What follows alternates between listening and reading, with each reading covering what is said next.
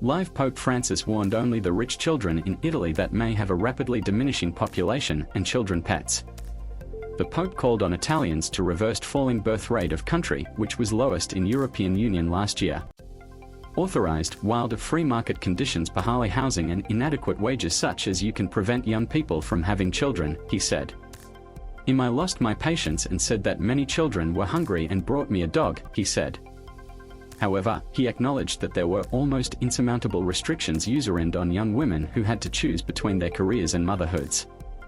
Considering the high costs in childbreaking, people were reviewing their priorities. Births in Italy first fell,